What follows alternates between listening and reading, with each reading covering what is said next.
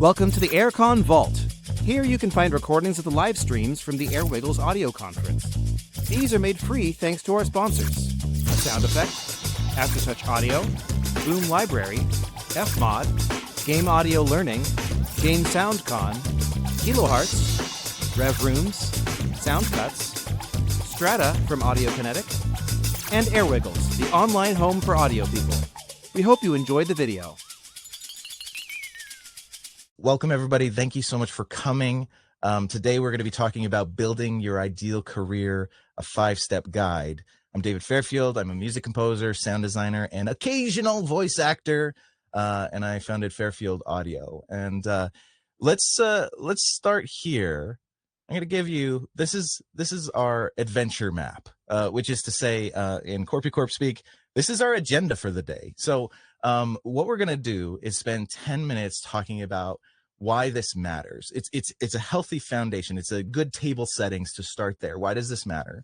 And then also go into what value you're going to get from this talk and a little bit about me so that you can determine if I am a good guide or someone who you should mistrust or not.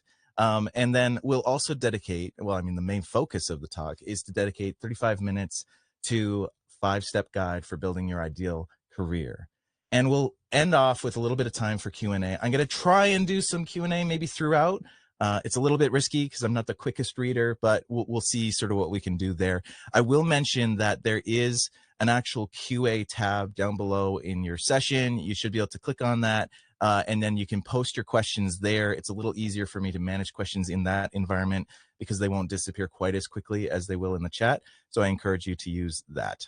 So let's start here. Why does this topic matter? Why does it matter? The simple answer is this. This is about your life. It's not just about your career. This is about what you're doing with a good chunk of your life. But let's expand on that a bit more. I want to test your reaction to the following career advice, okay? And before I give you the career advice, I'm going to lay out a few different factoids, okay? So the average career is 90,000 hours. Let that sink in. 90,000 hours. That's 5,400,000 minutes. That's like 108 million breaths on average. That's a third of your life. And here comes the career advice. Let's just wing it. Let's just wing it. Why not, right? Well, frankly, that advice is a little bit dubious. And when I first started in my career, somehow that's sort of what I believed. Let's just wing it. And I think the reason for that is because unlike a traditional career, if you're a doctor, you're a lawyer, you have a fairly well laid out path. I thought that doing something creative meant that it was a completely unstructured path, that there was no pattern, there was no map. Now, the problem with this is it felt like I was living in a perpetual fog of war. The map is all covered. I didn't know where I was going on the journey. I didn't know my destination, my goals. I had no idea what resources I needed to collect along the way. I didn't know what my immediate next step was. And frankly, this left me feeling awful. I felt lost. I felt anxious. I felt confused, but it doesn't have to be that way. It doesn't have to be that way. So building your ideal career means opening a map, having a map, open the map, discerning your destination and your current location. Where are you at today? Knowing what quests you need to complete along the way. And almost more importantly, knowing that some quests, you probably need to wait till a different stage in your career journey. And they're a distraction right now. That can be really key. And then knowing what resources you need to collect in your inventory and knowing what dangers to be prepared for. Now, building your ideal career, it ultimately means starting the adventure and starting it today. So for those in the chat who mentioned, I'm new, I'm kind of at the very beginning, welcome. That's very exciting. For those who are pivoting, those who are transitioning in a certain season, it's still about starting today. It's picking up that map, figuring out where your destination is for the next leg of the journey, and then going from there. So that's why it matters. But let's move on into What will you get from this talk? What is the value that you can anticipate from this? Because my goal in this is that you would actually leave this talk having some equipment in your arsenal, some tools, some lenses, some frameworks to help you on your journey. And what you can anticipate learning from this talk is that you would have a career map, the 5-step guide. You'd have some frameworks for discerning your destination. Where are you going? What's the goal? What ladder are you gonna, what wall are you going to put your ladder against? That you would have an understanding of the quests along the way, and that you would have a knowledge of what to collect in your resources inventory and an awareness of some of the dangers, yes, along the way. So to preface a little bit, this talk will be an advice buffet. That means you're going to take some things from it that other people aren't. And I hope that you can be patient with that, because this is a big topic and no two careers are identical. But what I'm positing is that there are patterns and frameworks and lenses that you can use to dispel uncertainty and infuse your career with clarity, confidence, and a powerful sense of direction. Now, this talk also wouldn't have been possible without a few people, and I want to call them out a little bit here. One is that there was a book called Start, Punch Fear in the Face, Escape Average by John Acuff. And this book came at a time in my career journey that was really essential for me, understanding that there was a map, understanding that I wasn't just kind of lost in the fog of war. And I'm really grateful for that resource. It's an older book, 2013, I think it was released. Also, you see Greg Lester on here. A lot of these principles have come out of conversations that Greg and I have had over the years, thinking about the challenges that our community faces when they're trying to get into their career or they're trying to pivot in their career. And then lastly, I want to thank 3 other people, 2 from a career perspective and 1 from just a pure life perspective. I'm very much indebted to Nick Gallant and Toby Hulse, who gave me my first opportunity to actually turn this into a career way back in the day. And I can trace the line of so many opportunities that have come because of these guys willing to take a chance on me. And then also to my wife, Laura, who's just been such a continual support. And just frankly, I couldn't do this unusual career if it weren't for the way that she's just so supportive and on board with it. So we've covered a little bit of what you can get out of this talk. Now, what about me? Why on earth should you listen to me? Well, on the one side, I'm a fellow adventurer. You know, got a few scars, seen a few sights, battled a few dragons, you know. But why should you really listen to me? And there's kind of like 2 answers to this question, and I'm going to draw these out. There's the hero story answer. So this is, I'm going to really overdo this. I'm going to lay it on thick for a hot second here for the sake of example. The hero story answer is kind of like, it's to signal expertise, yes, and none of these things are untrue, but it's also just like, it's the highlight reel, right? That is that I worked for Disney for a decade. Eventually, this launched my audio career. I was nominated for Best Music in a Casual Game when I worked on Club Penguin Island. That same year, I spoke at GDC with Toby Hulse. And during my time with Disney, I launched multiple titles, TV specials, trailers, and more. Then I launched into freelance. I know someone in the chat mentioned that, like moving from being in-house in a job to working in freelance. That's quite the transition. It can be challenging.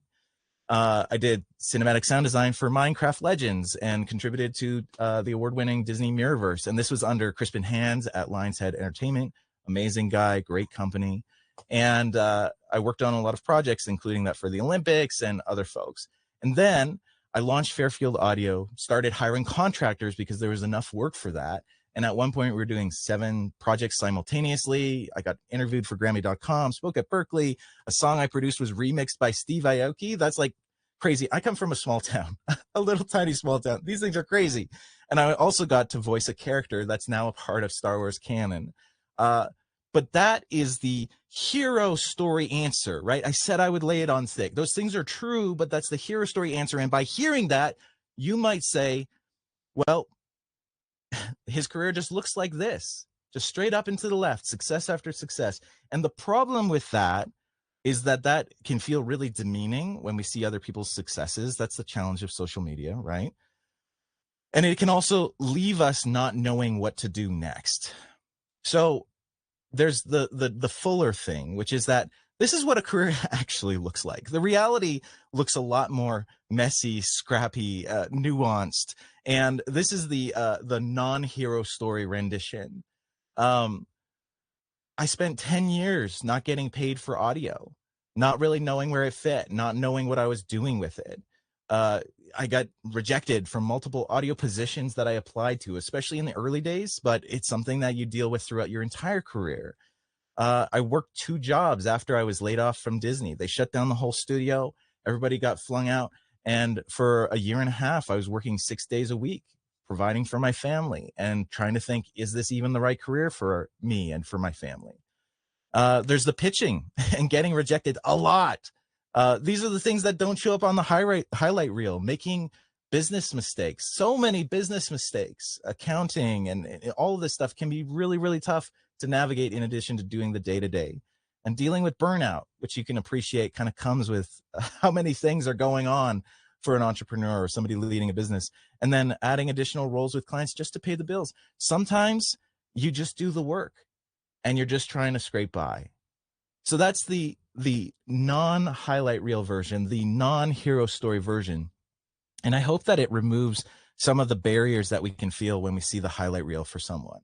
This is not an easy career, but as much as expectations don't always match reality, and this career can be a bit of a pretzel, there are ways to be successful in it. There are patterns and there are frameworks and ways to be successful in it. A side note here, this odd looking pretzel on the right is actually hanging in my studio just to remind me of how unexpected this career can be. If you're looking in my background, by the way, you won't see it on camera where I'm at right now. I just don't want to drive you crazy with that one. Okay, now that we've covered a little bit of who I am and the foundation for this conversation, let's get into kind of the meat of the topic. And by the way, again mention, in case anybody has just recently joined and wasn't here at the beginning, feel free to use the comments. If you have any specific questions, please use the Q&A tab. That'll be a little bit easier for me to see that when the time comes, okay? So let's move into the core content. The 5-step guide. This is your career map. Let's start by talking through the 5 steps. I'm going to start at the 30,000 foot level, and then we're going to go deeper into it. So step 1 is gather. And this is the place where people start in any given career. Now, this doesn't mean you are 18 years old, right? You can start a career, restart a career, start a new direction in a career at any point, in which case, more likely than not, you're going to be down at step 1, gather. And this is where the goal is to experiment with everything. It's just to try new things, and you're trying to just figure things out. The goal here is not necessarily to make a ton of money or anything like that. The goal here is actually just to figure out if this is something that works for you or not. Step 2 is refine. That's when you take the 10 to 20 things that you maybe experimented with and try to edit them down. You're also trying to know yourself. You're trying to understand, okay, who am I? What fills my tank? What drains my tank? Is this a good career direction for me or not? Does this achieve my life goals or not? And you're trying to whittle things down to 2 or 3 options maybe. Step 3 is mastering. And this is you earning your reps, getting your 10,000 hours, liberating your time so that you can get the 10,000 hours. And by the way, about the 10,000 hours, that's about 5.5 years of full-time work. If you are, as I did for a long time, doing kind of evenings, weekends, vacations, you're just cranking it out, working on the thing that you really care about, you're passionate about it, whatever else, that might be 10 years, right? It takes time to earn those reps in there. Then we've got step 4, which is reap. This is enjoying the fruit of your labor. I think of my mom, who she was a school teacher for a very long time. And I got to see her teach in the later years in her career. And she could like improv a lesson and a lesson plan. She could improv it, and it would be brilliant. It was wonderful. And you could see the results in the students that she was teaching. You could see that fruit kind of came more quickly. Now, in terms of our career, that might be that sometimes more opportunities come your way. Now, barring the economic situation that our industry is currently contending with, you can have a lot of momentum in your career, and it can kind of actually bypass some of those things. And then step 5 is give. Now, this one I don't believe is actually something that you should wait to be generous till later in your career per se, but this is more so about building a legacy. So now that we've established the 5 steps, I want to go into explaining some of the common characteristics. I'll show them to you here. I'll kind of show on screen. It's going to be a little overwhelming at first, but then we're going to drill down into each of them, right? We're going to zoom into it. So here are the 5 steps: gather, refine, master, reap, and give. And then across the top, you see that there are purpose, there's quests, there's inventory, and there's risks and dangers. Now, I know you probably can't read all that. That's okay, because we're going to zoom into this in a second. But what I'm trying to show you here is that there are patterns and rhythms that are established in each of these steps, and that allows for you to have an understanding of, okay, where am I at on the map today? What are the quests I should maybe do in this juncture, in this area? What do I have or need to have in my inventory before I can move past this stage? And what are the risks and dangers that should be considered along the way? So let's start with step 1 again. We've got gather, and it all starts with curiosity. With step 1, gathering, the purpose of it is to gather as many experiences, skills, and as much knowledge as possible and as rapidly as possible to initiate. You can tell I'm reading it off here. I'm trying to be precise. To initiate as many short-term experiments as you can. And to do that, you have to have a sort of fearlessness, or develop a sort of fearlessness, which can be a challenge for some. It certainly was for me. In terms of quests, there's 5 here. Now, you might think of additional ones. That's awesome. Share them in the chat, please. You know, this is not a one size fits all. And so your circumstance, you're going to have to tailor and adapt this to your circumstance, and then share and be generous with the community. So in quests, we have seek discomfort. That requires courage. The kind of opposite of seeking discomfort in a way is seek adventure. There's so many unexplored horizons in your career that you have not done. So try things, try everything you possibly can. Seek and be community. That is, seek to be in the community and seek to be community. You are a contributor. Your voice matters. Your thoughts matter. Be a part of a community, and don't be alone, because this is a pretty arduous journey. And I don't know about you, but if I was going to climb Everest, I would not want to stink and do it alone. And some people's careers in this industry, they are Everest. Some people not, you know, but some people it is, and don't do it alone.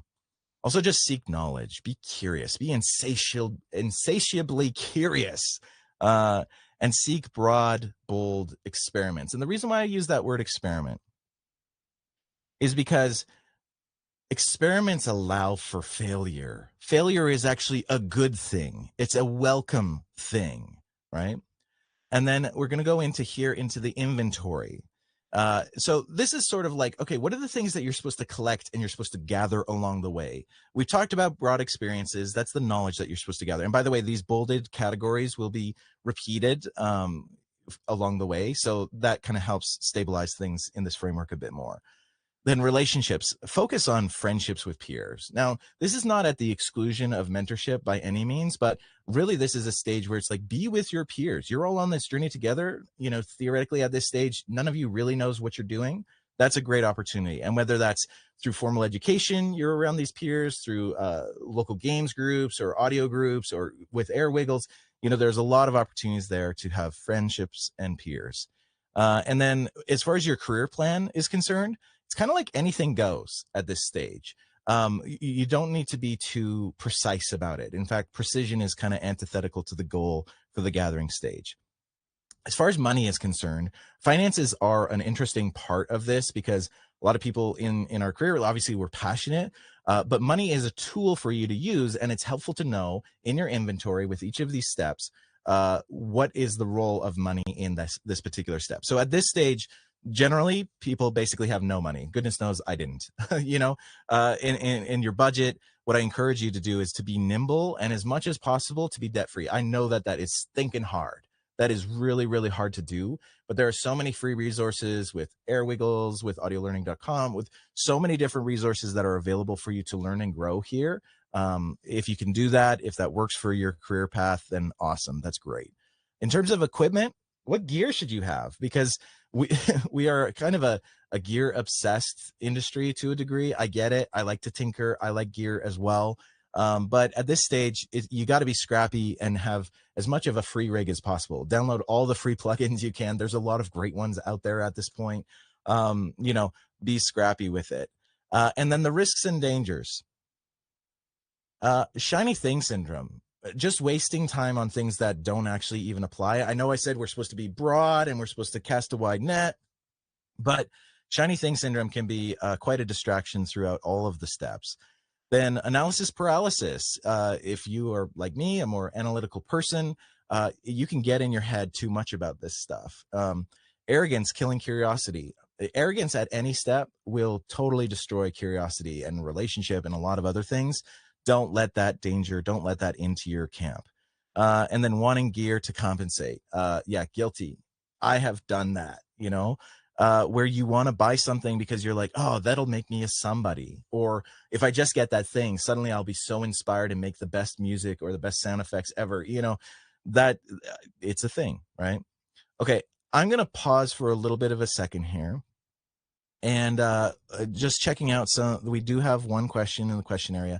There is a delay between me speaking and responses coming in. If you do have any questions specific to a step, please throw them in the chat and then we can see about revisiting them later on. Apologies, just taking a second to read through this. Oh, what am I? Didn't highlight that I'm looking for pivot. Okay. Yeah, that's an interesting question. Alex let's see, I can do this. This is actually helpful. Oh, no, I pushed the wrong button. Here, spotlight. So you'll be able to read through this question as well. If I'm reading it correctly, the essence of it is if you're finding yourself in a situation where you're actually trying to pivot, whether that's because you've realized, I don't really enjoy this aspect of my career so far, or I would be better at something else, or economic circumstances have changed, or my goals have changed, whatever it might be. How much should you publicly broadcast that? I think that's there's no clean answer here. But I would say, what is the outcome that you have from broadcasting the thing? So think through, what is your goal in telling people that you're going through a pivot? Sometimes we share about a pivot because we're actually insecure. And, I might say, I was doing this, I'm now kind of doing this. So kind of just know that I might not be perfect at it yet. And often that's insecurity speaking. And we're trying to create some cushion and buffer for us lowering the bar because it's genuine. I'm not as good as I will be. I hope you're patient with that and gracious towards me for that. Sometimes that's what we're doing when we're sharing with people that we're in the middle of a pivot. I think that it depends on the quality of relationship you have with someone where that's okay. And it depends on the quality of the individual where that's going to work in your advantage or not. I think oftentimes it's like, okay, if you're hitting the reset clock on something and you're kind of going back maybe to step one in the gathering stage, I think that it's worthy to have environments where you can boldly experiment without feeling like there may be consequences for you experimenting. So the one thing I'd be concerned with is if you're very public about going through a pivot like that, you might actually not be bold enough to learn and grow quickly. So there may be an advantage in keeping that close to your chest for a while, getting some reps in, and then reveal to the world when you get there. Alex, great question. I hope that was a helpful response for you. Okay, we've talked about step one. Let's move on to step two here. Step two is refine. I got this little quote here from The Matrix. This is your last chance. After this, there's no turning back. You take the blue pill. The story ends. You wake up in your bed and believe whatever you want to believe. You take the red pill. You stay in Wonderland, and I show you how deep the rabbit hole goes. Obviously, I'm no Morpheus, but refining is when you're actually going to make decisions that determine not only the things you say yes to, but now you're making decisions about saying no to something. In the gathering stage, you're mostly saying yes to everything, like just collect. In the refining phase, we're starting to learn the healthy practice of saying no. So here we are at the refining stage, the second part here. And what is the purpose of the refining stage? The purpose is to figure out who you are. As I mentioned earlier, what fills your tank and what drains it, to figure out what the market responds to, and to prototype specific career options through writing, conversation, and short to midterm experiments to gain experience and to start building connections, to add value wherever you can. And I'd like to share a little story here at this point. There was a gentleman who lived in a town, and everyone in that town became a lawyer. It was just the way that it was. And everyone in the town becomes a lawyer. So he goes to law school, and he's into his third year of law school. And at that point, he ends up having a conversation with a lawyer, and he asks them, what does the day-to-day look like? You know, because he's thinking about court dramas and all of that stuff, standing in front of the jury and everything. And the lawyer reveals that, 80% of it is research, and sitting down with case files and, going through language choices and all of that kind of stuff. And he realized with shock, he's a third year law school student. He realizes with shock that he's not interested in that at all. And from that experience, he did end up changing his career direction. Eventually, he became a script writer and wrote scripts for like presidents and speeches and all of that kind of stuff. And he almost out of embarrassment, but certainly it was a lesson that ran deep for him after the fact. He said, prototype everything.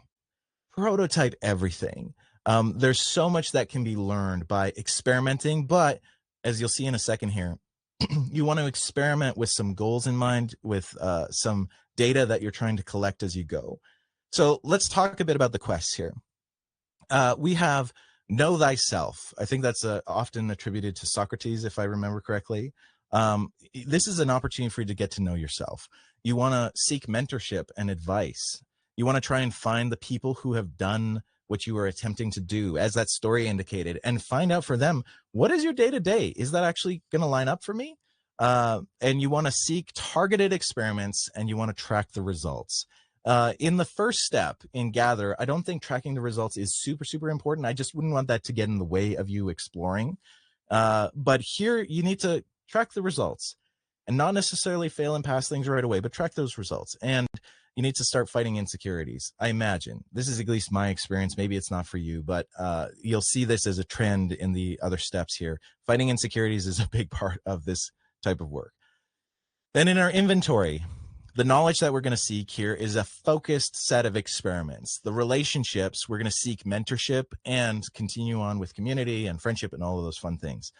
Career plan. This is your version 0.5. And the reason why I'm not even giving you a clear 1.0 version is that this is a plan held loosely. It's just to give you a little bit of momentum, but don't hold it too tightly. Money, you're starting to probably gain a little bit of money here, maybe, but it's still very little. So you have to have very targeted investments with your budget, and your equipment is your version 0.5 rig. So you're starting to make a few investments, but these are also experiments. You're going to buy gear that is the wrong gear, but that's okay. That's a part of this stage. And then these are two additional ones that are not in the typical category. Start collecting recommendations. This was advice that I received early in my career, and I'm so incredibly grateful for it, because now, on LinkedIn and other things, I have like 32 plus like verified recommendations that I can use as social proof when I'm trying to get work. Not just like, do I have the skills, but also like, am I likable? Is it good to work with me? Am I knowledgeable in what I bring to the table? And then also I'd encourage you to create a zero doc. This was something that I learned most recently. And if anybody out there struggles like I do with various, insecurities and phony syndrome and like all of that sort of stuff, a zero doc is you just taking the time to write down when someone compliments something very specific about what you did. These are not just the like, you did good, but like you are really good at that. That had an impact on me. Write those things down, because those are going to be reminders on the journey of what it is that you are actually bringing as value to the world. Whether it applies to your career or not, you'll find that as an encouragement. Then under risks and dangers, we have cutting and editing too soon. The goal here with your experiments is not to make brash decisions of like, oh, that failed once, so I'm no good at it, I'm never going to do that again. Give it some time box these experiments and give them some time to reveal if they're the right direction or not. Seeking comfort too early here, this is dangerous, of course. Not tracking the patterns and lessons along the way, that let's not do that. We need to track those things. And becoming discouraged and stuck. That fog of war can really settle in here, because we don't necessarily have career momentum at this point. We're really still just trying to discern what is it that we're going to prioritize our time and our lives and our energy towards. and then not asking for recommendations. I know I'm just reversing the suggestion to do recommendations, but this one, I really believe in it. Ask. I know it's awkward, it's hard, it's difficult to ask for recommendations, but you want to do that. Okay, I see a question here that I'm going to spotlight. John, what's the thing that you regret most spending money on to compensate?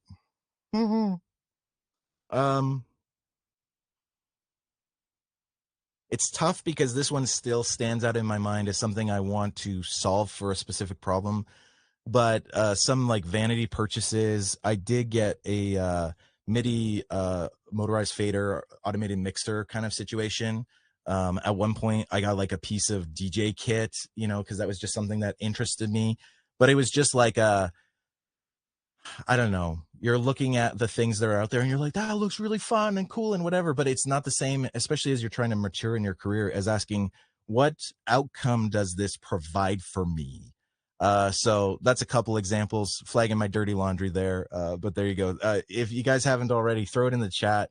What are some of the purchases you made that were just like, that was a vanity purchase or whatever it is? I know it's a privilege to be able to purchase things, and so I don't downplay that not everybody actually has access to resource and can do that, but we all do some dumb things with our money on occasion. That's some examples of what I did. Okay, let's see, marking that as answered. Moving on, and thank you so much for the questions that are coming in. I'll try to incorporate more of them in a moment here. So let's move on. Oh, sorry, I forgot a couple things I wanted to add as little bonuses here under refine. There's a couple things that you might be trying to figure out in terms of how do I know thyself? How do I figure out who I am, what fills my tank and what doesn't? Here are a couple frameworks. I won't go into it in detail, but I would highly encourage you to check this out. This is the it's kind of defined as the reason for being, and it's ikigai, I believe is how it's pronounced. And this is just one of those frameworks that can be a little useful for, like, for you, what falls into those categories. And I also highly encourage people to just do what you need to be thoughtful, whether that means putting down the phone, journaling, going for a walk without any audio, like whatever that is. Try to carve out space to be thoughtful when you're trying to process these things. You might also find value in personality tests. And I'll mention this as well. You can screenshot this or whatever, check it out later. This is a conversation between Ali Abdaal and Jody Cook called The 4 Games, and it talks through the artist game, the performance game, the lifestyle game, and the build and sell game. If you're at all entrepreneurial, I'd encourage you to check that out. It might help you to understand yourself a little bit better. And then I'll just mention this again. I alluded to it earlier, that don't climb a career ladder that is leaning against the wrong wall. So the reason why it's important to know yourself a little bit better is because you don't want to just be leaning that against the wall because it would impress someone. The story of the lawyer and all of that kind of came from that, is like, other people were doing it, he did it. He put his ladder against the wrong wall. So don't do that. Okay. Step 3. Now things are accelerating. This is a meaty topic here. Step 3 is mastering. The following topics will be a little bit more nimble. So step 3, wax on, wax off, wax on, wax off. You're trying to get your reps in, right? Here we are at step 3, mastering. Earn your reps, get your 10,000 hours. Now, the purpose of this step is to liberate your time and to earn 10,000 hours. We already talked about how that's 5.5 years of full-time work, or around 11 years of evenings and weekends and vacation time and all that. And the goal here is to start making money. And the reason is because money helps you liberate your time. And then you want to grow in your influence. You want to increase the value that you can offer to the marketplace through increasing your skill and decreasing friction in the process. So here are some of the quests. We've already alluded to some of them. Earning 10,000 hours. Start becoming the guide, which is to say that you are the guide to your client's experience, to your boss or your company's experience.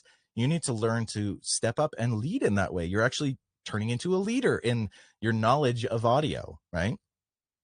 You also want to add the most value for people and get efficient through templatizing, automating, and subtracting. I couldn't fit the full word subtract, so it's very apropos that I made it smaller. You want to grow in your durable skills. Other people call these soft skills. I like the word durable skills because you're trying to grow in how you relate to people, how you bring value in conversation. Don't know if you notice, probably not, maybe not. I'm masking well. I am a massive introvert. Talking like this is not normal, but I've been growing in my durable skills. And so it's something that has become more comfortable for me over time. You also want to learn the business, learn psychology, and learn marketing. These are 3 areas of study that if you're an insatiably curious person, you will enjoy them a lot and it'll benefit you downstream. But don't get shiny thing syndrome while you're going at it. And then fight insecurities. Classic, shows up on the list. Inventory. Your knowledge, you should focus on training and reps. You're really trying to get your repetition in here. So you're trying to focus on one thing specifically if you can swing it. I know a lot of us are skilled generalists, so that may not be extremely possible, but you're trying to focus in your skills so that you can get your reps and get really, really good at it, get your 10,000 hours in that thing. Relationships, become a mentor. Career plan. This is your version 1.0. Now it's time to actually have more of a concentrated, clear goal for your growth, development, what you're trying to achieve, and what you want your life to be. With your money, conceptually, this is a point where you're going to start to grow in the amount of money that's coming through the door. If you're doing a transition, that can be a little bit challenging, but once you've landed there and you're squarely in the mastering stage, usually you start earning some money. Budget is your V1. Time liberation, just focus on liberating your time, and then targeted investments from there. Equipment, this is your version 1.0 rig. This is like you're actually building your long-term rig. Hopefully in the previous step in refining, you've made a few mistakes, learned which gear didn't work for your workflow or for your clients, and now you have more of a solidified set of a rig. And your calendar, there's time blocking, there's rhythms. You have to learn how to manage yourself, because someone may be knocking on the door asking you to manage a project or manage an aspect of the project or manage people in the project. You have to start by managing yourself. And if you haven't done it up to this point, you really got to do it. Risks and dangers, losing curiosity and passion on the way. Sometimes when we get into kind of like almost like a factory mode, we can actually lose some of the reasons why we got into this to begin with. And that curiosity and passion can wane. Try to find ways to reignite it. Creative atrophy, the factory work, as I mentioned earlier, turning your work into a job. A job is not wrong. And there's seasons where you just got to provide for your family, or you just got to, take care of your dog, like whatever it is. But there's that. And then risks and dangers, buying dumb things. That's in there as well. Okay. I'm seeing a lot of questions in the chat. Now, fortunately, I will be able to even though this is an hour block that we have together, I will be able to go on for an additional 30 minutes at the end of the period of time there. So, hopefully we can stick around and answer some of these questions here. For the sake of time, I'm going to boogie a little bit here. Step 4, reap. I forgot this slide. I need a quote, but I can't think of one. A person, a place. Yeah, I just couldn't think of a clever one. But we're now in step 4. We're in the reaping stage. And this is time to enjoy the fruits of your labor. I shared the story about my mom and kind of the benefits she had. Theoretically, at this stage, things will come a little easier to you. And so the purpose is to enjoy this unique season. And then do as much as you can to benefit your clients, teams, and community. I think the enjoyment moment, it's kind of like give yourself 5 minutes to enjoy it. But ultimately, like, you can't just sort of selfishly sit on like, I have this wealth of knowledge. It's like, okay, what are you going to do with it? So be really generous with it to benefit your clients, teams, and community. The quests. Learn how to enjoy again. Sometimes at this stage, I alluded to this in the previous one, you can kind of lose your passion a little bit. You can maybe, turn this into a job or factory work or whatever else. But try to find those ways to ignite your passion. Be the guide. You're not becoming the guide anymore. Be the guide. In fact, I have here a little reminder in my studio. You can tell the theme here that I put these reminders. I don't know if it'll pull focus, but this is little Qui-Gon Jinn. And he's there to remind me that this is not my hero story. It's the client, it's the boss, it's the project. Like, it's their hero story that I am trying to support. And so I need to keep that in mind so that I am serving them correctly. Let's see. We are going to grow in our leadership skills. Now, I know that a lot of people might feel really scared of that notion. Like, they might say, I'm not a leader or anything else. I think that everybody is inherently a leader. And the reason why I believe this is I have 3 young kids, and my son is 5 years old. My daughter is 7, and we have a 6-month-old at home. And I see how my son chooses to pick up his attitude in the day. He encounters a difficulty of some kind. How he chooses to show up with his attitude greatly determines the tone of the room. He is a leader even if he doesn't have a title, right? You are a leader even if you don't have a title. Rediscovering your curiosity, fighting insecurities as per usual. Then in the inventory, knowledge, growing in your leadership, relationships, be the guide, mentor, and friend, career plan 2.0. This is really about holistic sustainment at this point in your career. It's like, okay, I need to holistically sustain my career, which means being engaged and passionate in it. I can't let myself fatigue, right? I can't let myself fall to pieces because I've been doing this for a while. Money, likely this is the most money that you would have to date if you're in this stage. Budget is enjoy it, if that's where you're at, but be diligent with your budget and intentional all the same. Equipment, this is time for your version 2.0 rig. Seeking inspiration, perhaps. Now, we have to be careful of that because, again, as mentioned previously, gear cannot be the solution for all things, but sometimes there is creative inspiration that comes about by gear. Risks and dangers, getting lazy, protecting outdated skills and tools. This is when your career starts to atrophy because you're kind of living the good life. Being ego driven, your thoughts and actions are driven so much by like what you've accomplished and the shiny things you've collected along the way. And buying dumb things, still on the list. Okay, step 5, give. Your true worth is determined by how much more you give in value than what you take in payment. And this is from the book, The Go-Giver.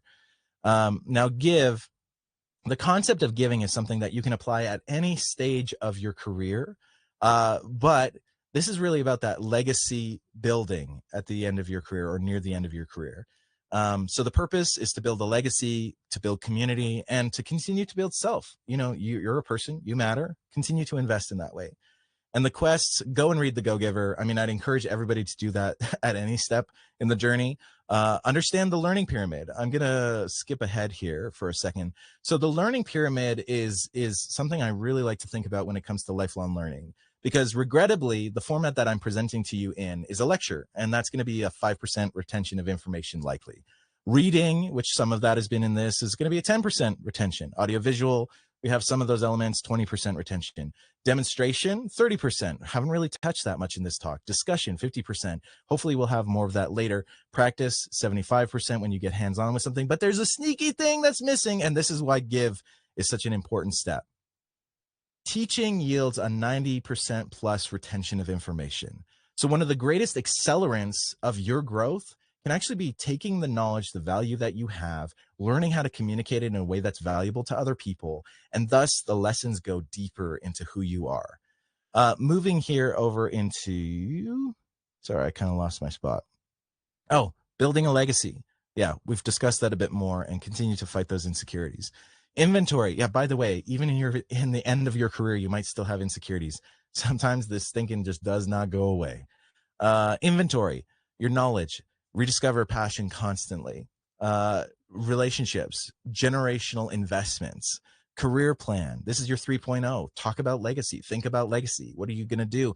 If you're running a company, who are you going to pass it on to? Are you going to pass it on to someone? Money, maybe the most you've had up to date, and budget 3.0. Plan for the next season, whether that ends up being retirement or some bigger, bolder vision that you still feel like you have in the tank. And in terms of equipment, it might be version 2 to version 10 at this point. But again, let's not get too distracted. And then risks and dangers, dwelling in the past. Did you have your glory day? Did you have, I mean, that might cut, right? I feel that with some of my projects. I think, like, did I peak with that one? Did I peak with the next one? And sometimes we can dwell in the past. Ego-driven thoughts and actions, or hiding a legacy. Don't hide the thing. This is the point in your career where you might actually have the most value to contribute to the community, to your clients, and so on. Don't hide that. And then being too tired to make an amazing contribution. This is so tough because I'm not in that stage yet.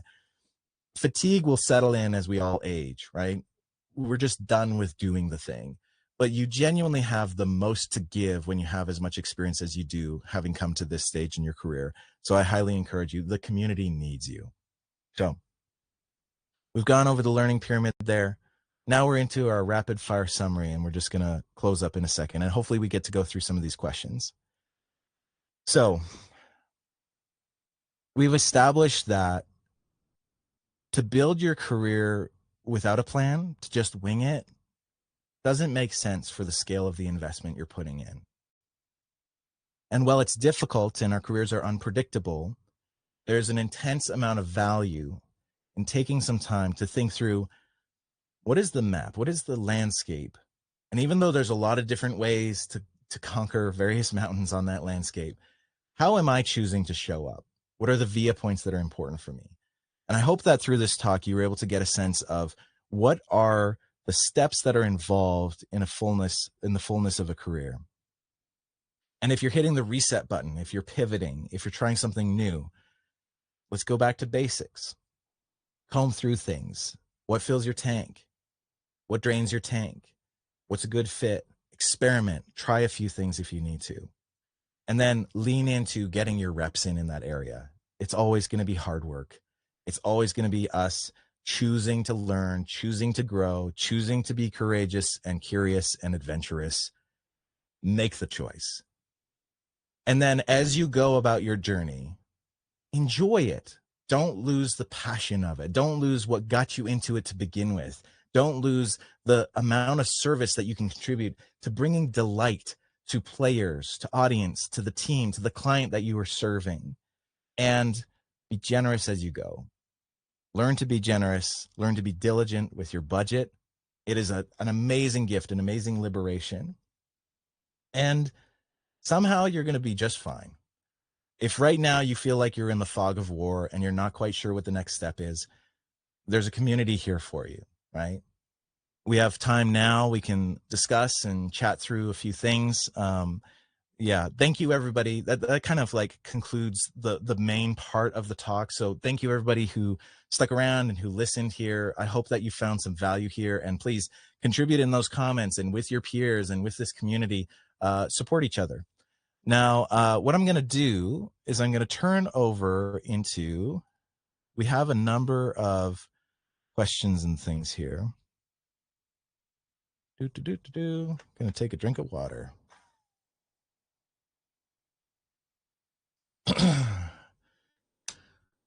Okay. Love this. Okay. Spotlighting. Do you have advice about how to get curiosity and passion back? So something I'll mention, we do have to hold passion in the right area and proportion because sometimes it can be misused. Passion is the spark, but it's not the fuel. Okay. Passion is the spark. It's not the fuel. What do I mean by that? When you feel inspired by going to see a live band or playing a game that excited you in a way that hasn't been the case for a long time, or spending time with friends who are really enjoying their part of the career and it kind of kicks your butt a little bit, when you're inspired, that spark is ready to light up. This past week I was with my family. We went on a little bit of a trip and there was a barbecue at the Airbnb, and we have not been barbecue people. I'm kind of learning and growing in it. I suck at it. So I'm at the gathering stage of barbecuing. And you've got that spark has to be present in order for the flame to occur. Right. But then you also need fuel. So for your fuel, well, sorry, I should answer the question about passion and curiosity first, and then we'll talk about fuel. For the passion and curiosity, I think that you have to come back to the basics of like, what inspires you? And when was the last time you felt inspired? What was that activity? If you feel quite lost, because sometimes we genuinely, we lose our passion and it feels like we lose ourselves if we've been very dependent on it. Ask some people that know you. What gets me excited? When do I light up? When do I show enthusiasm? And they can start to remind you. And that's kind of why that zero doc I also mentioned earlier. When a journey is difficult, you need ways and mechanisms of reminding yourself why you're doing this and to hit the reset button. So that would hopefully get your passion back, get your curiosity back. That would be the spark. Now, what's the fuel? I think that you might ask the question, why did the passion disappear to begin with? Am I in a stage where I am just in factory mode? In which case I might need to do a side project that nobody knows about under a pseudonym that is just for the sake of me making again. Like a friend and I, we've known each other for maybe 20, 25 years. And we're just doing this ambient music project. He's going to come over tonight. We're going to hang out and keep working on it. And in a way, I'm not doing it for anybody. I don't know if anybody's going to see it. And that's just to fuel the mechanism of like, I want to practice the joy of music. And this same friend, his name's Scott, he's amazing. He also encouraged me recently, like, hey, when's the last time that you listened to music that you weren't analyzing and that you listened to it just for the fun of it? And he kind of encouraged me. That's why you need to be a part of community. It encouraged me to find a way forward. I hope that that was helpful for you. Let's see here. Let's see. We've got from Nick, how important do you think it is to be very specialized when building a career? I have always had a wide skill set and I do get concerned. Oh, sorry, I should spotlight this. I do get concerned that I am not quite qualified enough for particular positions, despite having a decent amount of knowledge in those areas. It feels difficult to build momentum. I think that this is where the concept of ikigai, let's see if I can pull that up. Here we go. Screeny share. Apologies, just navigating some windows. This is where this is kind of an interesting framework, because we have in the broader circles here, we have what you love, what the world needs, what you can be paid for, and what you are good at. Now, if you are not minimum viable good enough at, you know, what you're good at, then you have to grow your skills, right? You need to engage in your skills. If you're doing something that you're really good at it, but the marketplace doesn't want it. So say as an example, it's not fair to pick on the genre, but you're just like an amazing polka player, you know, polka music. If the marketplace is not yearning for a 10 album discography of polka music, maybe they are, I don't know. But if they're not wanting that, then you have a problem. Even though you're massively skilled up here, the marketplace is not responding. And so I am too in the category of a generalist. And I like to use the phrase a skilled generalist because it starts to remove some of the stigma I think we can be hard on ourselves about. I think that you need to assess, where is the problem spot? Okay. Like if I'm spread too thin to be effective, then what are the areas that do light me up most of all? And can I lean into them? And then I think you need to ask the question like, okay, what does the world need? And what can I be paid for? You know, you have to find this nexus of those things, your skill, what you like, what the world needs, and what you can be paid for. And if you're not seeing the response from the marketplace, then it probably means that you need to rethink your plan a little bit and talk to people, get some advice, do some experiments, prototype the thing, and see what you can figure out from there. All right, Nick, thank you. That's a great question. Thank you for asking that. Let's see here. I've got, in my opinion, I'm just going to spotlight this and then read it through. In my opinion, and I believe most would agree, one of the biggest challenges of being a freelancer is keeping yourself focused and disciplined. When you switch to freelancing, how did your plan a daily routine? How did I plan my day and keep yourself motivated? Man, that is that is a daily struggle. Here, I'll keep on reading, because no one will find and pay you just because you do your thing. You have to manage your network, social media, marketing. There are just too many things to think about besides the actual work in life. Yeah, it's tough. There's a lot of hats. And there's also being an analytical person like yourself. Surely you would know how you can get lost in the tiniest documentation of anything, even if you're going to forget it all in 2 days. Seems like it's just not all the time to do it all. Okay, so to just parrot it back a little bit. What do you do with wearing all of the hats, and how do you stay motivated when there's just so many things to do? This is a really tough one. As creatives, oftentimes we have a divergent brain, right? We have the skill set of imagination and divergent thought. That's part of the value we bring to projects. The shadow side, excuse me, just gonna get some water. The shadow side of that is that we can end up taking on too much and doing too much. So for me, I need to use, and this is a battle, it's hard for me. I need to implement processes, reminders, ways of working. So some examples on the day-to-day. I recently implemented in my business a scoreboard that basically tells me of the projects that we're managing and doing right now, of the budgets that we're stewarding, how are we tracking for profitability? That happens to be a good motivator for me right now because I've got 3 kids, a wife, and like all this stuff. You know, money is not the ultimate thing, but it is a helpful metric because it tells so many stories. So that's why having a budget and having a scoreboard is super useful, because I look at that and I'm like, I'm tracking a little bit slow on this month. I've spent too much time on the business where I'm not actually generating income, and not enough time, in the business doing the actual day-to-day stuff. So that can be a motivator. On a daily scale, I have a timer by my desk. I'll do the sort of Pomodoro timer technique where you set 25 minutes, a clear objective for that time window, 5-minute break at the end of it. I'll do project management stuff where I'll run through, these are the tasks and priorities, and I'll assign a priority to everything. And these are just good practices. I know they take a little bit of extra energy because it's admin work, but for my brain, I need to be able to focus in. And as far as, juggling all of the extra hats with marketing, growing new skills, website, there's just so many jobs to do. I think that, it's a matter of saying, what are the jobs that you're going to do that are most important and impactful for the business?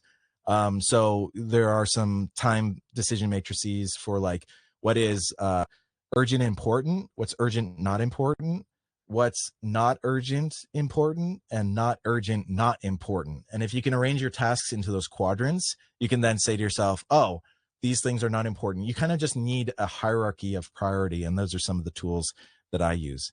I hope that that's helpful. Let's see, how to market myself and gain new clients. That is a classic question. So let's spotlight it and dive right into it.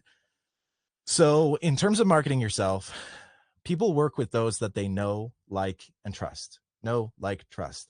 So you have to ask yourself, what are the mechanisms I have available to me to help people know, like, and trust me? Now, if you have past clients that have already worked with you, that means that they probably know, like, and trust you. If you did a good job for them, it's not a bad thing to reach out and say, hey, I was thinking about you the other day. Hope things are going well. By the way, since the last time we saw each other, I actually gained a new skill, and I've been doing this for this client. I thought you'd enjoy seeing it. Hope you have a fantastic day. There are a lot of different mechanisms. Some you got to determine based on who you're trying to reach out to. Like, is this too salesy? Is it too authentic and not enough substance? You got to figure that out, and that's challenging. ChatGPT is hugely helpful. Looking at business and marketing content, podcasts, videos, books, etc., can be really helpful. I think that there's $100 Million Leads by Alex Hormozi. I find that his resources are very helpful to cut through the noise in terms of he's very targeted in the things that he says and the statements he makes. You got to be a steward of the craft, and you got to figure out how it applies to your area. And you got to make sure, along the lines of the Ikigai philosophy, you got to make sure that you actually have the right product for what the market is looking for and the right skill level to satiate their needs. It's not easy though. The market is oversaturated. There's more composers, sound designers, whether legitimate, wannabe, or otherwise. There's so many people out there that are trying to fill the same work slot that you are. So you have to do something unique to stand out. I heard one story where a guy had just graduated from engineering school, with a class of 30 or whatever. So these 30 students fly out into the same job market, all trying to get an internship at a studio or whatever else as an engineer.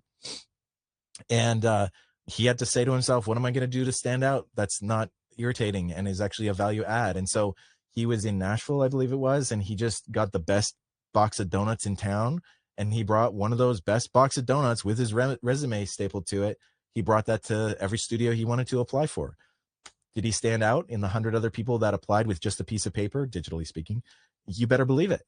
So finding an edge, that's the main thing there. All right. But that's a toughie. That's always a toughie, Stephen, and best of luck with that. Let's see. We've got Tyrell Short. What keeps you on your path? Oh, sorry. I should spotlight it. What keeps you on your path? Did you find books or influences to help solidify your direction? Yeah. There's this phrase, leaders are learners. And I'll say that I am not very good at reading books. I don't have full on dyslexia, but I do have something going on in my brain. The wiring is not perfect, that's for sure. So for me, it's audio. And it's like I listen to a ton of audiobooks. It was an investment, especially at the time, to think of like, getting an Audible account, and just so that I could get a book a month and stuff on an audio format. But investing in yourself is probably one of the best things you can do. One podcast that I found super helpful, I don't know how if it would help me or help you in the same way today as it did a couple of years ago when I was really intensely listening to it. But there's the Six Figure Creative. Previously it was the Six Figure Home Studio, so they come from an audio background and they have some really great resources there, very practical stuff. The idea is that as you're trying to keep on the path, you're really trying to find that inspiration. You're trying to find new ways of thinking of things. You're trying to acquire new knowledge, and just be voracious about it. You can also just ask your peers, find people that you respect. It might be a mentor, and just say, hey, what are the books that have influenced you? Certainly it doesn't hurt to just go through the classics, whether it be on audio skills, like just find the best sellers on audio skills, on marketing, on psychology, on business, and just go after it. Be insatiably curious. All right. Thank you, Tyrell, for your question. Let's see. We've still got some time here. I hope this is going all right for everybody. I'm just kind of keeping an eye on the questions. Oh, Karina, thank you for posting the link. That is super helpful. And I apologies. I very much look forward to kind of reading through these comments, and I love just seeing, I'm just scrolling up, tons of people participating. Thank you for doing that and being a part of this discussion. Let's see here. Popping back to some of the questions. Fast track the process. Okay, Stephen is asking, Spotlight. Do you have advice on how to fast track this process if you're pivoting when you're older? I'm 58. Okay, so what I'm gonna share, let's see if I can do this properly. Aha! So hopefully you can see this. A principle that I found really helpful here, I believe this is from Seth Godin. This is called the dip, and you'll see my horrible writing here. The dip is whenever you're doing something kind of performant, you're good at it, you're capable at it, and then you change a factor. There's some kind of an event that happens. Whether that be I'm pivoting, I'm trying to learn something new, I'm trying to get into the next step of my career or whatever, what ends up happening is you kind of go below the performance line. This is natural. This is very, very normal for this to happen. You're going to be less than optimal anytime that you're changing a factor in your career. So, and I know this doesn't sound quite related, but Stephen, I'll get to the point in a second. How long you stay down here, you're going to go down there, but you can actually accelerate getting out by being intentional, I think, with what you're trying to learn and what you're trying to accomplish. I'll put it like this. With 3 kids at home, always, it's a struggle. It's a struggle to keep our house clean. What is going to be the most optimal way to get out of sub-performance, the house is all messy, to perform it? The house is prepared for the next week, it's ready for the day, et cetera, et cetera. Am I going to be more speedy and taking care of that problem by just winging it? Or am I going to be more performant and taking care of that problem and becoming performant again by being intentional? It's pretty natural. It's the latter. It's about being intentional. So I think that by taking this framework and clearly identifying what stage am I in, what is my next step, to a certain degree, depending on your personality type, laying out this roadmap of saying, here I am today, write it down. Here's where I want to go. These are my goals and objectives. Here are the KPIs, key performance indicators. How do I measure if I'm being successful in this or not? And then what are the steps I need to take today in order to get where I need to go?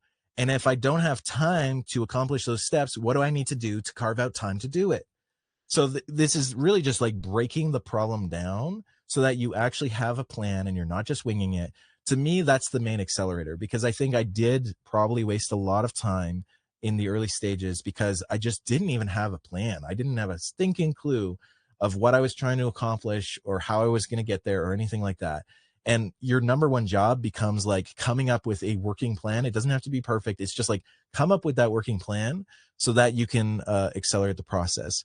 Now, in terms of being 58, You know, I draw a lot of inspiration from those actors, musicians, and other folks like that that made pretty significant career shifts, in their 50s, in their 60s, some in their 80s, and they accomplished a great amount of things. And I think that it's because they found the thing that they were most intent on doing and having. They figured that out with a great amount of intensity. So I think that, to summarize and answer your question more clearly, fast tracking this process is about intensity.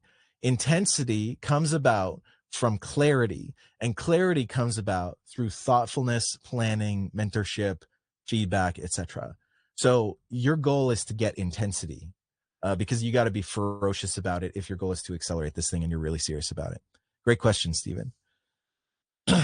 Now let's see here. How are we doing for time? We do have about 20 minutes remaining. I know we've gone long here. You guys are awesome. I see so many of you sticking around here. Let's keep on going through these things, and hopefully there's some value for you all. I'm going to switch things up here. I'm going to go to the latest question. Let's see. How to deal with big audio team situation where you see that your team leader is getting eaten by imposter syndrome. Oh, that's interesting. On the one side, you can clearly see it, and you want to keep the team intact by supporting your leader. On the other side, it's not really your role to push your supervisor. Wow. Okay, spotlighting that. Wow. Okay, I know there's reasons why you're anonymous. I just want to celebrate you. They are lucky to have someone on their team that cares. Man, as I consider myself very much a young leader, and yeah, dealing with insecurities is a real struggle. Having those people who are in your corner and supporting is amazing. Now, this individual, I'm going to just take some guesses. They either fall into the camp of they're massively insecure and they're kind of unaware of it, or they don't want to address it per se, in which case you might not have the relational equity to talk to them head on about it and kind of voice your support. But if you do have a relationship with them, and especially if you're somebody who has experience, maybe experiences they don't have, tell them that you're in their corner. Show that you're there to support them. If you're talking to the team and the leader is not present, lead from the second chair. This is a principle that is amazing. It's not about title. Leadership is for everybody. And clearly by your attitude and disposition towards this individual, you're showing leadership qualities and skills. And even though it's not your role, everybody's role is the success of the team. And if a leader is not being successful, or if one of your team members of any sort is not being successful, is the team being successful? Not really. So if you are able to, in any way, small, medium, large, bring value to that situation to support them, some of it might be as simple as encouraging them in some things that you saw and appreciated about them. Their zero doc, fill that zero doc if they had it, even if they didn't, fill their tank, encourage them in what they do well, support them when they're not in the room, support them when they are in the room. What a gift. That's amazing that you have that heart and attitude. Make your team successful. You are clearly a leader in the team. Do what you can. If you don't feel like there's relational equity there and you can't maybe do things direct with the individual, then do it indirect. That's so awesome. Very, very cool. Let's see. We have another question here. I have an issue with being pushed into the box. Okay, let's talk about this. And thus I have multiple freelance audio related jobs: production, sound mixing, audiobook editor, sound design for film, field recording. I am interested in all of these, but sometimes I catch myself in negative self-talk and I convince myself I have no career and I'm going nowhere since it's a wide range of interests. Do I need to pick one path or just stick with it, even though I have a love of so many different areas in audio? Or can a career mean doing many things? Okay. Great question. I know this ties into some of the questions that we previously answered. So Brian, man, I've been there. I am there. I'm there like weekly, daily. Okay. So basically there's a trade-off. You can either go somewhere quick and focused or slow and broad. Sometimes what ends up happening is that the finances kind of come to call and it's like, hey, you're not making enough money. what are you doing with your retirement might be a thought on your mind. You can't afford rent this month. So sometimes there is this problem with, like, we have an immediate financial need that needs to be dealt with, and going broad and slow is not something we can afford anymore. This is why I highly encouraged in the talk people taking the time to have a budget, be on a budget, because when my family, I'd been with Disney for a decade, the layoffs happened for everybody in the whole studio. That week, I knew what my budget was. I knew what our burn rate was. I knew what my minimum viable for the business to be successful was. I had a scoreboard. I was just like, that was very empowering in a very unempowering, fearful kind of situation. I lost my job, right? So I think that you need to figure out what is your goal and get there with clarity of, like, my goal is this financial target. Okay. What are the things that are taking my time right now? I'd encourage you to maybe do a time assessment. This is where you would track your time for a week and you would assign a value to it. You say, this is valuable to me because it's emotionally valuable. It fills my tank. This is valuable to me because this is actually what's paying the bills. You might do the 80-20 rule, and you might discover that 20% of the jobs that you're doing is actually paying 80% of the bill. It's like, okay, can you increase that amount from 20% to 40%? Does that get you to your financial targets? Is that getting you in the right zone? That might be really helpful for you to sort of focus in. I think that for people like us that we're very broad in our skill set, the risk is always going to be that we're going to go too slow and run out of fuel for the journey, which is money, currency, or time focus. And we'll get discouraged from that and we'll quit. So if you can say to yourself with clarity, I do not want to go down that slippery slope, I don't want to end up in the ditch of my career going in that direction, then you need to come up with a game plan. You need to figure out what your minimum viable is, financially speaking, and what is the time cost it's going to take you to get there. And whether that be with you doing so with audio jobs, or for you getting for a season, maybe a different job that actually pays higher, maybe doesn't fill your tank as much, but from a cost of time to financial benefit perspective, it reduces the pressure in the room financially. Nobody wins in negotiation when they come into the room desperate. So financially speaking, if you have your targets in mind and you can find a balance of hitting those targets, having enough time liberation, and then doing the things that do fill your tank because you're very curious, you like a broad set of activities, all of that's really good. The last thing that I'll mention in terms of your final question there, or can a career mean doing many things? Yes, it can, but you have to integrate them together. So like for me, and it's challenging. I'm jealous of the F1, driver, a Formula One driver who just like does one thing. It's like, that's all they do. They do one thing. They're like, get up, get good at driving, drive good, review the footage to drive better. Like they have such a clear goal in mind, and I'm sure I'm oversimplifying it, but they have such a clear goal in mind.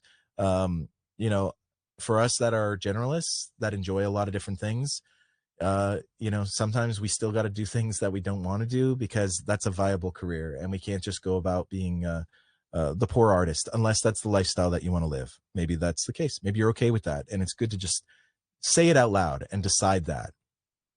Okay, Brian, great question. Thank you for asking that. I hope that helped you. Let's see here. Okay, we have 13 minutes remaining, and I see a question here. David, imposter syndrome can strike long before we ever press record. What was the single most uncomfortable leap that finally pushed you to share your craft with the world? And what mindset or daily habit would you recommend for turning fear into fuel? Okay, I'm going to get really personal on this one. When I was a teenager, I would describe myself as living in my shell. I didn't want to interact with the world because I thought that the safest thing was to not interact with the world.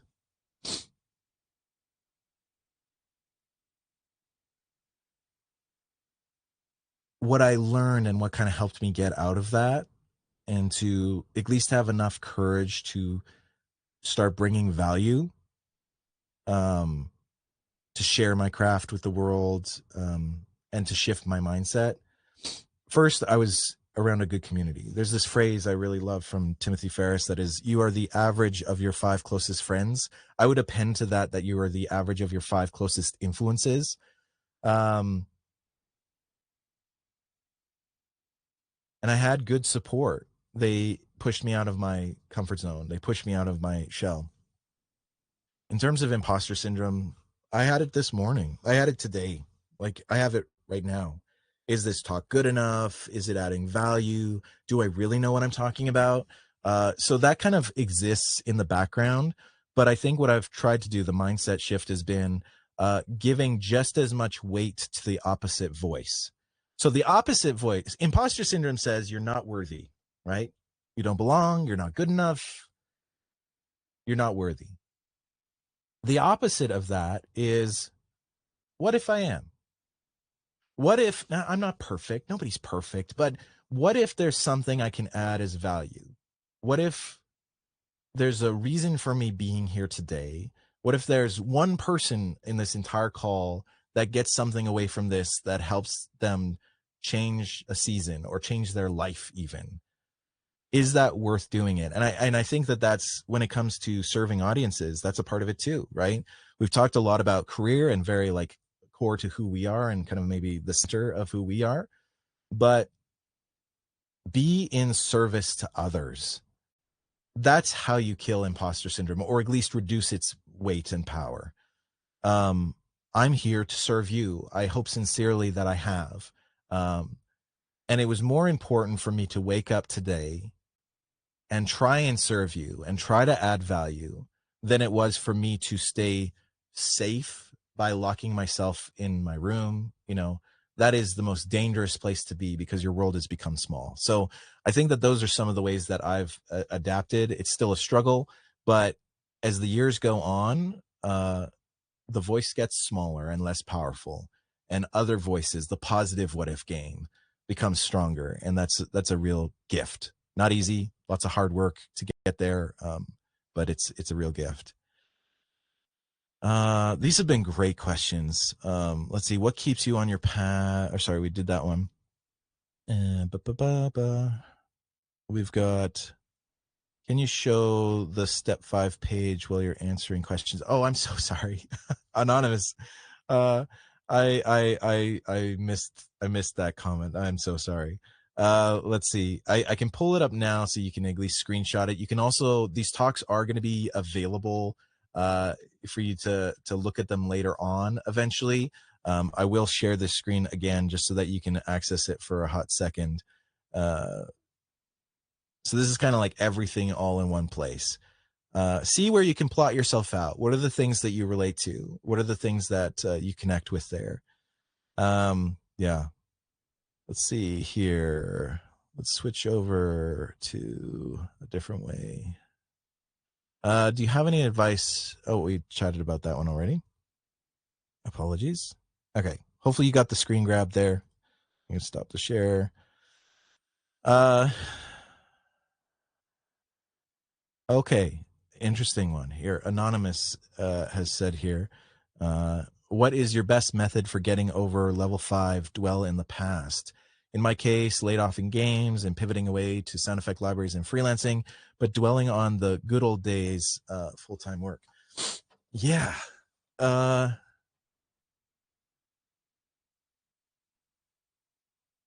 It's a really great question. It gives me pause because there's so many subtle things that go on. I think ultimately as creatives, we are often very high EQ, ironically, music term, but emotional quotient. We have a really high EQ. And so we feel things very deeply and broadly oftentimes, or at least I do. Maybe it's not your situation. I think the question to ask is, why are you dwelling in the past? What are you trying to get from it? And what are you trying to soothe by it? My father, he was laid off when I was a teenager. He had been laid off multiple times, and he had just had his dream job. He worked in truck manufacturing, these big rigs and that kind of thing. And I observed how he went on for, I think, several years, without actually seeking work very strongly, because he just got off of, he might have thought he peaked. He got off of like the best job, the best pay, the best work circumstance, a lot of respect for what he did, and very well justified. Um, and he was looking to replace that thing, and that held him in the past. I think that the picture that comes to mind for me is the idea of the monkey trap. The monkey trap is a coconut that you cut the end off of, but it still has the little kind of uh, a little bit of a hook to it, and you put some kind of fascinator inside of it. So the monkey puts its hand in, turns it into a fist, which makes it bigger around that object, and then can't pull it out any longer. I think that when we get stuck in a mental pattern that is keeping us stagnant and still, like dwelling on the past, the good old days and that kind of thing, I think that we're holding on to something and we're choosing it for a reason, and we're not letting go of it for a reason. If you can identify what is that reason, suddenly you'll be able to let go. But I think it's not just good enough to let go of the reason for why you're holding on to the past. It's a reason you want to have something to hold on to as your reason for heading into the future. So with that in mind, I would do some diligence. It might require mentorship or counseling or therapy, like whatever it is. You have to think about, why am I holding on? What am I trying to soothe or nurture by holding on to that thing? And then what can I create as a vision for the future? What is the destination that I want to actually go for and target? Right now, the most immediate need might be financial, in which case it might actually be good for you to figure out some of the mental emotional stuff that we all have to contend with layoffs, uh, by just having a simple job, one that's going to actually make you a little bored, one where it's going to let your mind wander a little bit and process a few things. Then you can start dreaming again. So you got to figure out how to let go and what you're going to hold on to next. Now, I don't know if we have time to squeeze one more in here. Thank you, everybody, for all of your wonderful questions, your thoughtfulness and care. Apologies that I wasn't interacting with the chat directly, but thank you so much for everybody asking those questions as you did and supporting each other. I'm very much looking forward to kind of combing through the chat, and also hopefully meeting some of you all. So you can find me on LinkedIn. My name's David Fairfield. You can also find fairfieldaudio.com. We're a part of this journey together, part of this community together. Always a pleasure to interact with people when time permits for that. And I hope that you all have a really wonderful day and enjoy the rest of AirCon 2025. Thank you again to Louis and to Greg and the team for all the hard work that goes into it. You are so appreciated. And I hope that you all have a fantastic day. We'll see you guys. Bye-bye. Bye-bye. Bye-bye. Bye-bye now. Bye-bye. Bye-bye now.